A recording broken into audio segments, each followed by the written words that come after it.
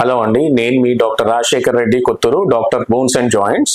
Orthopaedics అనగా రెండు రకాలు ఉంటుందండి. అడల్ట్ ఆర్థోపెడిక్స్ వేరే ఉంటుంది, పీడియాట్రిక్ ఆర్థోపెడిక్స్ వేరే ఉంటుంది. Orthopedics is a broad speciality. దీంట్లో ఏంటంటే we deal with all the bones and muscles and joints and nerves of the body. So కాబట్టి ఇది కూడా ఏంటంటే అడల్ట్స్ లో ట్రీట్మెంట్ వేరేగా ఉంటుంది, పీడియాట్రిక్ ఏజ్ గ్రూప్ లో ట్రీట్మెంట్ వేరేగా ఉంటుంది. So pediatric age group usual గా ఏంటంటే వాళ్ళకి వచ్చే డైలమా ఏంటంటే యూజువల్ గా పేరెంట్స్ పడంగానే పిల్లల్ని పీడియాట్రిషియన్ దగ్గరికి తీసుకెళ్తారు. పీడియాట్రిషియన్ చూసిన తర్వాత వాళ్ళకు కూడా ఏ ఆర్థోపెడిషియన్ కి రెఫర్ చేయాలి మనం అనేసి. పీడియాట్రిక్ ఆర్థోపెడిక్స్ అనేది కొంచెం టెక్నికల్ గా చూస్తే పీడియాట్రిక్ కేసెస్ లో కొంచెం డిఫరెంట్ గా డీల్ చేయాల్సి ఉంటుందండి. పిల్లల్లో వచ్చే ఫ్రాక్చర్స్, పిల్లల్లో వచ్చే కొన్ని సిటిఈవి అంటాము. సిటిఈవి అనగా క్లబ్ ఫుట్ అంటాము.